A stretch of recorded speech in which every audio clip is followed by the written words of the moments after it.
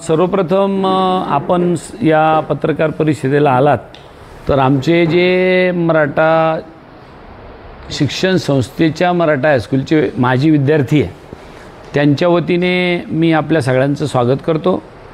आमच्या समेत आलेले माझ्या इकडे बसून जे आहे आमचे सर एखंडे सर आणि त्याचबरोबर इकडं माझ्या या बाजून बसले ते टकले सर आणि बाकीचे सगळेजण आम्ही विद्यार्थी आहे। तर 1946ला जी संस्था मराठा शिक्षण संस्थेच्या नावाने शाळा सुरू करण्यात आली त्याच्या अगोदर या संस्थेचं वसतिगृह होतं आणि त्या संस्थेचे आम्ही विद्यार्थी या नात्याने दरवर्षी एक छोटा मोठा कार्यक्रम होत असतो। आता देशालाही स्वातंत्र्य मिळून 75 वर्ष झाली आणि आता हे 76 वर्ष या संस्थेला झाले।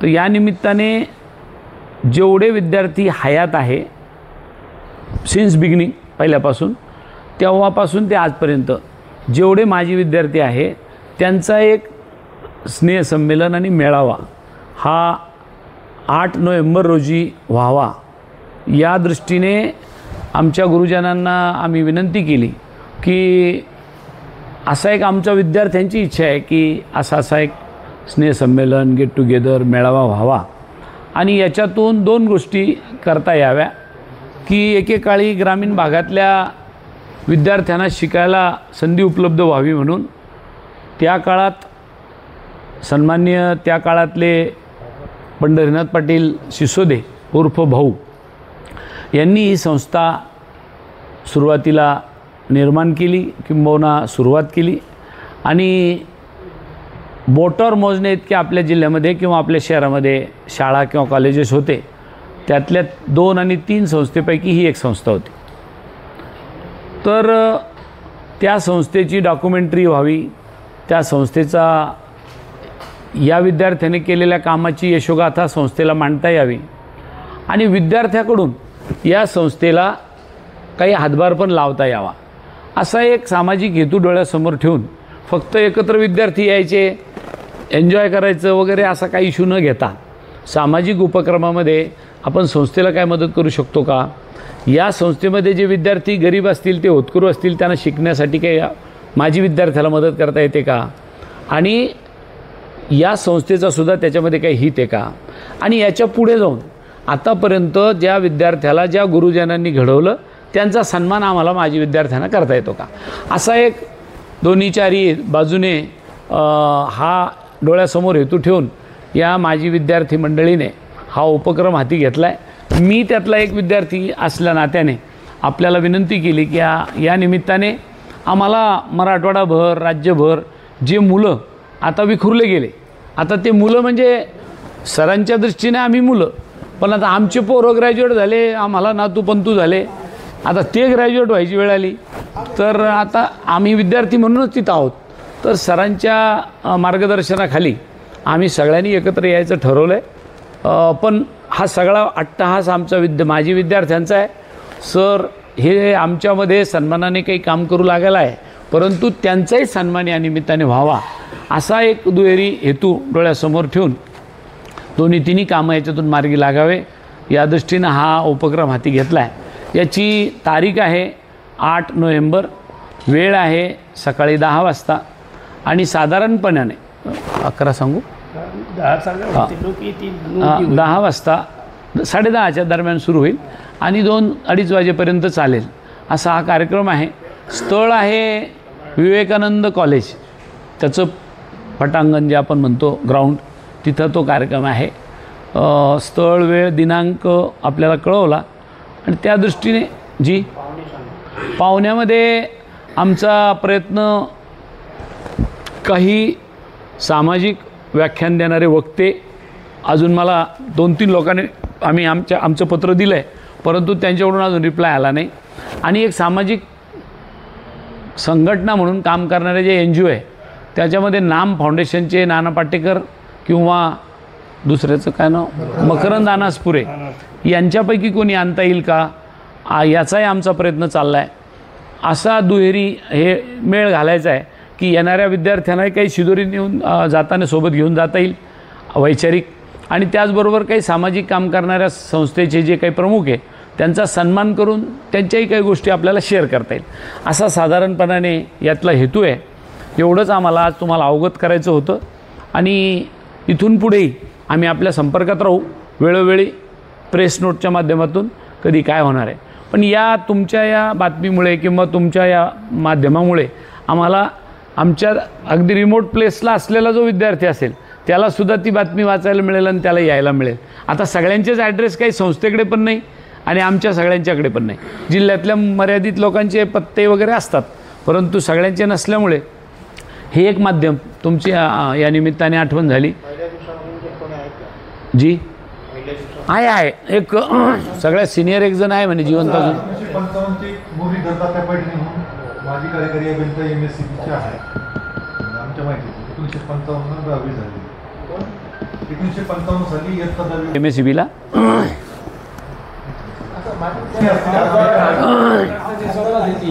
आमदार माझ्याशिवाय अजून कोणी आमदार असतील असं मला वाटतं. हां, संजय वागचौरे आहे, प्रदीप जयस्वाल आहे, नंदकुमार घोडेले आहे. आम्ही त्यांना सगळ्यांनी इन्व्हाइट करणार आहे. ते शोधून अगदी कोण कोण होतं. गिरजाराम हाळनोर आहे, हां, संजय वागचौरे, हो मराठा. कल्याणराव पाटील संस्थेचे अध्यक्ष होते भाऊ. नंतर पंढरनाथ पाटलाचे चिरंजीव ते. पंढरनाथ पाटलांनी संस्था उभी केली, त्यांचे चिरंजीव कल्याणराव पाटील. मराठा हायस्कूलचे विद्यार्थी होते. वसतिगृहात ते होते, शाळेत नाही माहिती मला, पण जे वसतिगृह सुरू केलं त्यांनी सुरुवातीला वसतिगृह बुक स्टॉलची ती जी आहे ना त्याच्या बाजूला एक जुना वाडा होता. त्या वाड्यामध्ये पहिल्यांदा छत्रपती शिवाजी वसतिगृह म्हणून ते चालवलं गेलं. नंतर तिथून तिचं मग शिवाजी हायस्कूल आली पुढं. आणि मग आमचे दिवाण देवडीमध्ये पुन्हा एक जागा आहे खुर्ची नंतर शाळा झाली. वसतिगृह होतं पहिले तिथे. सर त्याच्यामध्ये जे जागतिक दर्जाचा पुरस्कार भेटला देसले गुरुजी देसले गुरुजी देसले असं जागतिक दर्जाचा पुरस्कार भेटला त्यांना बोलवता येईल. पण त्यांचं आता आणखीन आम्हाला भेट करणं बोलणं काय काय नाही त्याच्यावर आम्ही काय अजून ज्या समितीने नाही आमचं काम रोज चालू आहे. परंतु आमची अपेक्षा आहे की 1000 विद्यार्थी नक्कीच येतील, यावेत. 1000 विद्यार्थी यावेत असा आमचा संकल्प आहे. शक्यता अशी की त्याच्यापेक्षाही जास्त येण्याची शक्यता आहे. नाही, जास्त येतील. माजी शिक्षक जवळपास 100 लोक धरून चालू 60-70 आहेत. टीचिंग नॉन टीचिंग हे सगळे मागचे सांगतो मी, जे रिटायर झाले जवळपास वारली. नाही आम्ही काय करू, आमचं सगळ्यांचं एक कॉन्ट्रीब्युशन असतं ना आपल्या याचं, ते करू.